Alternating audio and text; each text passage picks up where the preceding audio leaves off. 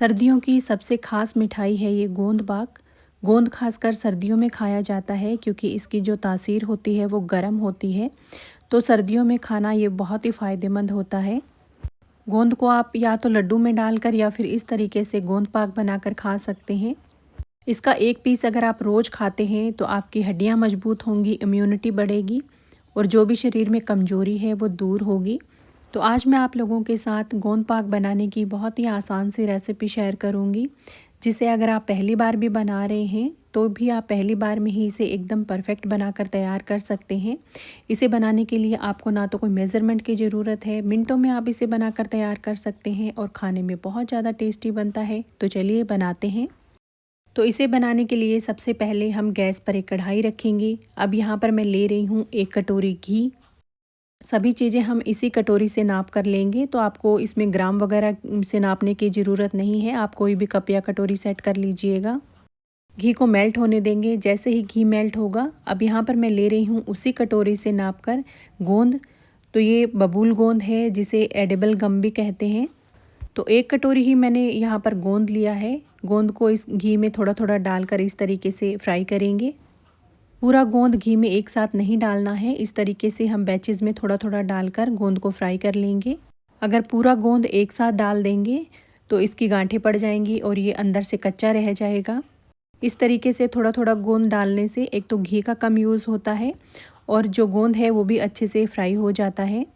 तो इसी तरीके से सारा गोंद है वो डालकर हम घी में फ्राई कर लेंगे। घी में गोंद डालते ही ये बिल्कुल इस तरीके से फूल जाएंगे, बिल्कुल पॉपकॉर्न की तरह। अब पूरे गोंद को मैंने फ्राई कर लिया है। ये देखिए, इसे एक प्लेट में निकाल लिया है। अब इसे ठंडा होने देंगे। अब इसी कटोरी से नाप कर मैं यहाँ पर ड्राई फ्रूट्स ले रही हूँ। तो ड्राई फ्रूट्स में मैंने बादाम और काजू लिए हैं। ड्राई फ्रूट्स की क्वांटिटी आप अपने अकॉर्डिंग कम या ज़्यादा कर सकते हैं, या फिर आपको जो भी ड्राई फ्रूट्स पसंद हो आप इसमें ऐड कर सकते हैं। तो ड्राई फ्रूट्स को मिक्सी जार में डालकर दरदरा सा पीस लेंगे। आप चाहें तो आप इसे चाकू से भी कट कर सकते हैं।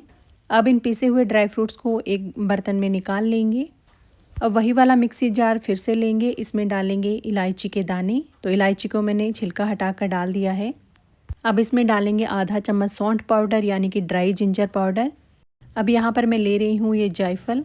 तो जायफल को इस तरीके से थोड़ा सा काट कर डाल देंगे। अब इन सभी चीज़ों को एक बार मिक्सी में चला लेंगे। अगर ये अच्छे से ना पीसें तो आप इसमें 2 से 3 बादाम डालकर भी पीस सकते हैं। तो ये देखिए, ये अच्छे से पीस चुका है। तो यहाँ पर मैंने टोटल 1 कटोरी घी लिया था, आधा कटोरी मैंने गोंद को फ्राई करने के लिए यूज़ कर लिया है।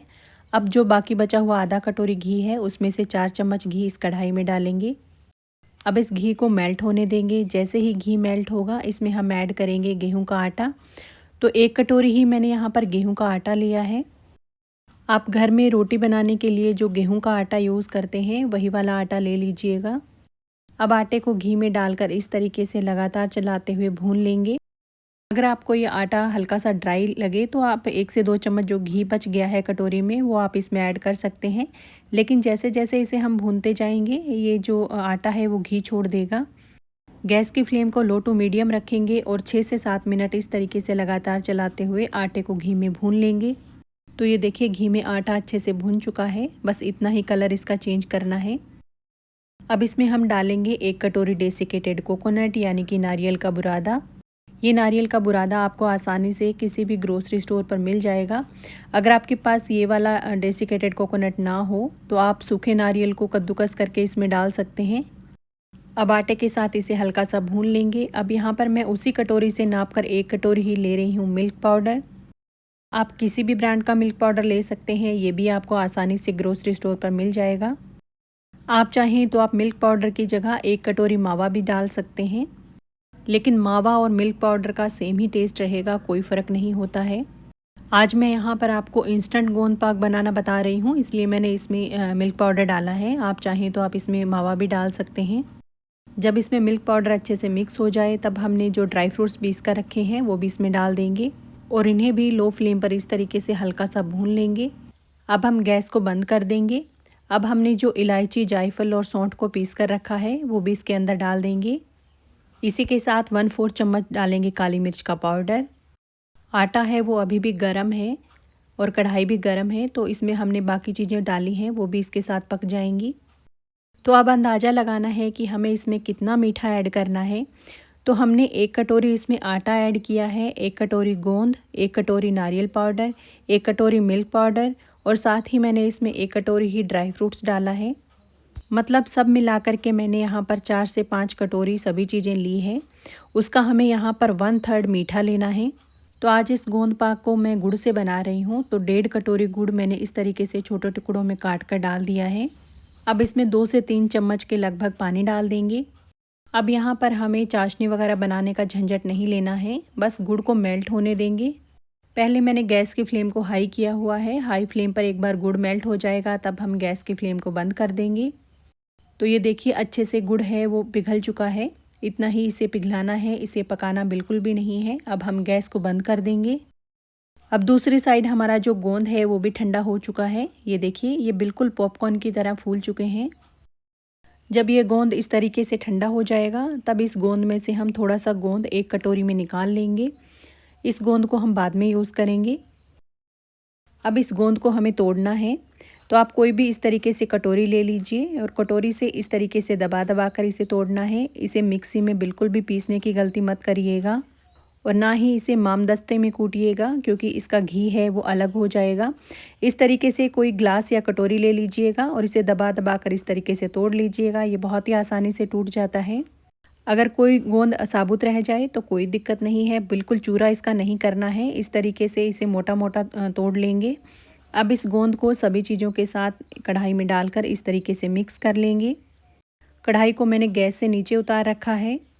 अब हमने जो गुड़ को मेल्ट किया है वो भी इसके अंदर डाल देंगे। अब इस गुड़ को सभी चीज़ों के साथ मिक्स कर देंगे। आप चाहें तो आप इसे चीनी से भी बना सकते हैं। बिल्कुल परफेक्ट मेज़रमेंट है, कुछ भी कम ज़्यादा नहीं होगा। एकदम परफेक्ट हमारा जो गोंद पाक है वो बनकर तैयार होगा। हाथ से भी एक बार इस तरीके से मिक्स कर देंगे। तो हाथ से इस तरीके से सभी चीज़ों को एक बार मिला लेंगे। अगर आप चाहें तो आप इसके लड्डू भी बना सकते हैं। मैं एक लड्डू आपको बनाकर बता रही हूँ, लेकिन जो गोंद पाक है वो बर्फ़ी के शेप में होता है, तो हम आज इसकी बर्फ़ी बनाकर तैयार करेंगे। तो इसके लिए इसकी बर्फ़ी जमाने के लिए एक बर्तन तैयार कर लेते हैं। तो यहाँ पर मैंने यह स्टील की एक प्लेट ली है। प्लेट को इस तरीके से हल्का सा घी से ग्रीस कर लेंगे। अब हमने जो गोंद पाक का मिक्सचर बनाकर रेडी किया है वो इस तरीके से इसमें डाल देंगे और दबा दबा कर अच्छे से चारों तरफ से इसे सेट कर देंगे। जब प्लेट में इस तरीके से अच्छे से सेट हो जाए तब हमने जो गोंद साइड में बचा कर रखा था वो इसके ऊपर इस तरीके से डालकर हल्का सा दबा दबा कर इसे सेट कर देंगे, ताकि जो गोंद है वो ऊपर से दिखे तो पता लगे कि हमने यहाँ पर गोंद बनाकर तैयार किया है। आप चाहें तो आप इस पर थोड़े से कटे हुए ड्राई फ्रूट्स लगा सकते हैं। मैं इस पर थोड़े से कटे हुए पिस्ता भी लगा रही हूँ और इस पर थोड़ी सी सूखी गुलाब की पंखुड़ियाँ भी लगा दी है, ताकि हमारा गोंद पाक दिखने में और भी टेस्टी दिखे। प्लेट में इसे डालकर तुरंत इस तरीके से कट लगा के छोड़ दीजिएगा। अगर आप इसे बाद में काटेंगे तो थोड़ी सी दिक्कत आएगी। तो ये लीजिए, बहुत ही टेस्टी हमारा गोंद पाक बनकर तैयार है। तो फ्रेंड्स, आज की मेरी ये रेसिपी आपको कैसी लगी मुझे कमेंट में ज़रूर बताइएगा। और अगर आपको मेरी ये रेसिपी पसंद आई हो तो वीडियो को लाइक और चैनल को सब्सक्राइब करना बिल्कुल मत भूलिएगा। तो फिर मिलते हैं इसी तरीके की आसान रेसिपी के साथ। तब तक टेक केयर, बाय बाय।